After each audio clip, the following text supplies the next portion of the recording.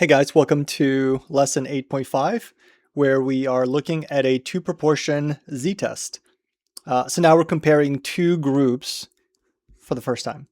So Housing and Residence Life suspects that on-campus students use the Blacksburg Transit buses at a higher rate than off-campus students. So we have two random samples. We have a sample of 120 on-campus students, and out of those, 84 are bus users, and a different sample of 150 off-campus students. And in that sample, 58% are bus users. So we want to know that 12-point gap between 70% and 58%, is it statistically significant or is it noise? So we have two populations, P1 and P2. P1 is the proportion of all on-campus students that use transit, and P2 is the proportion of all off-campus students who use transit.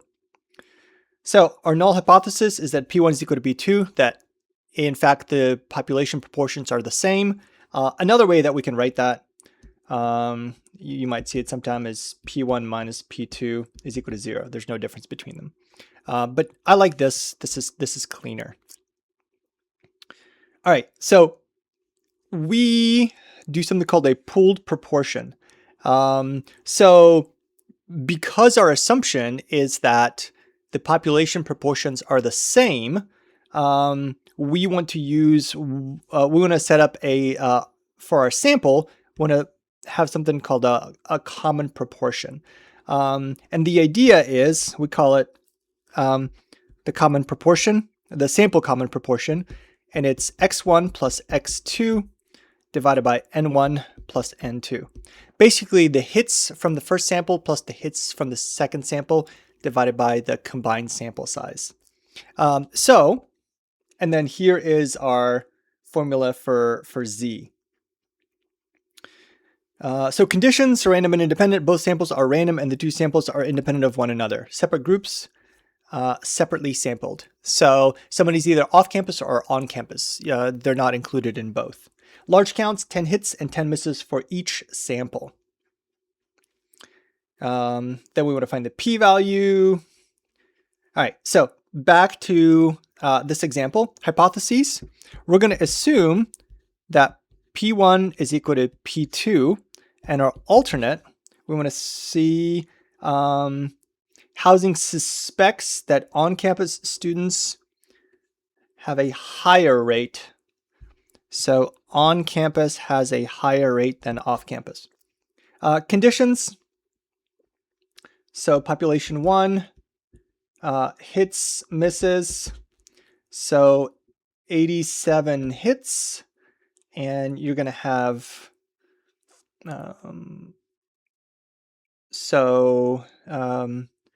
63 misses. Both of those are greater than or equal to 10. The second.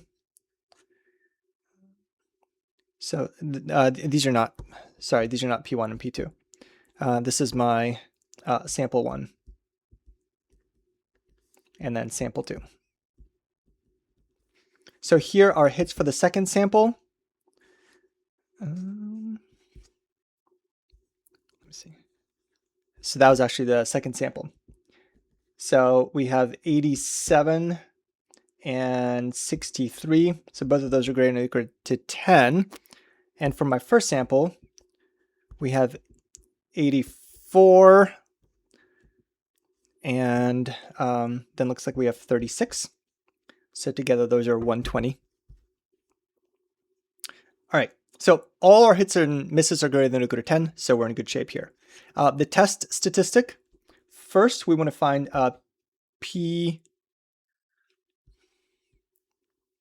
the pooled proportion. So we said 84 plus 87 divided by 120 plus 150. So the pooled proportion for us is going to be 0.633.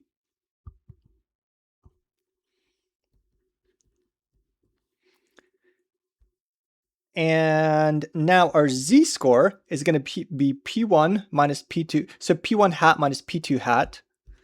So the 0.7 minus 0.58 divided by the square root of are pooled, so 0.633, and then 1 minus the pooled, so 1 minus 0.633,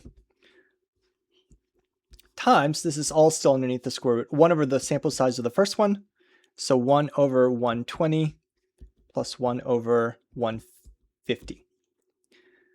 All right, so when we do this, we get 2.033. That's our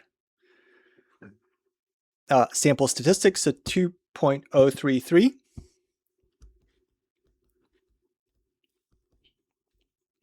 All right. Now we want to use the normal curve to find the p-value. So since this is z, we're going to be using a normal curve. So 2.033. So this is 2.033. And our alternate hypothesis, we said P1 is greater than P2. So we're going to be shading to the right. So we're going to find the area to the right of 2.033. So normal distribution.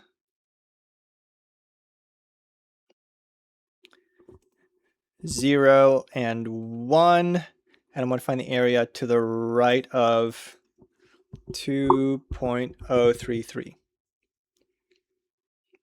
So there is 0.021, 0.021. So p-value is 0.021, which is a small p-value compared to an alpha. So since 0.021 is less than 0.05, we reject the null hypothesis. Thus, there is enough evidence to conclude a higher proportion of on-campus students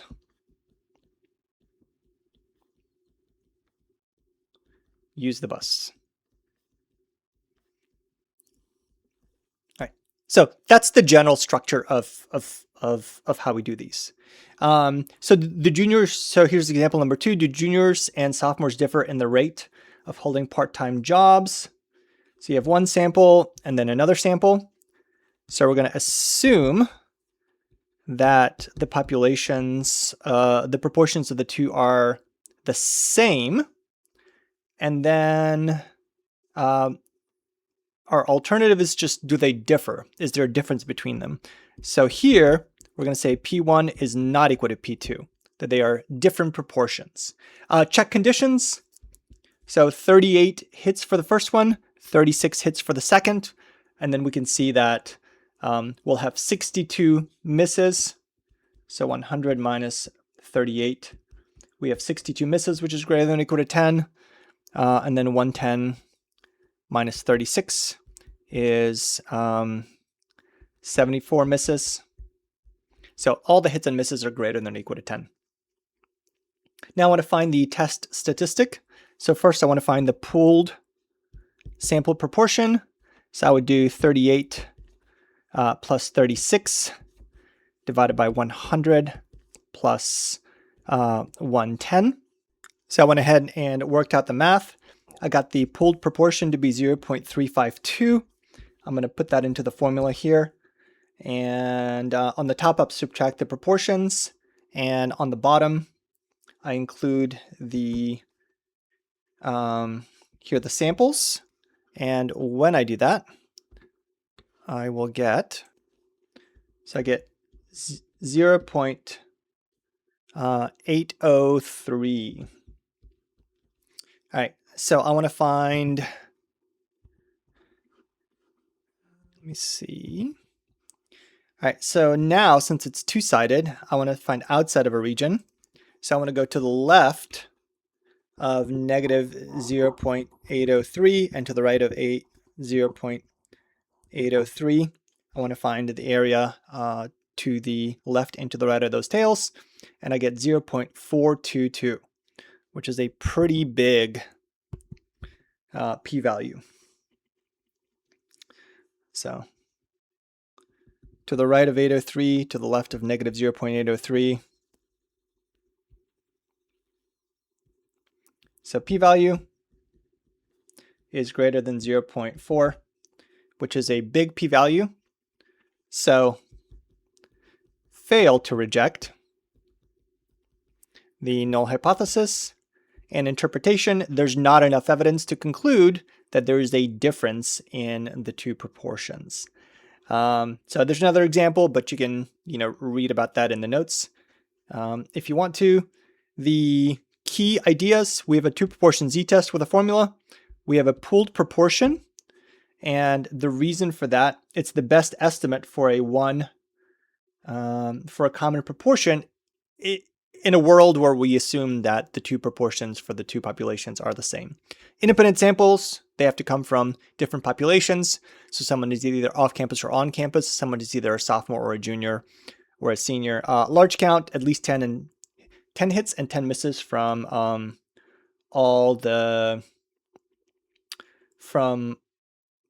both samples. 10 hits and 10 misses for everybody in both samples.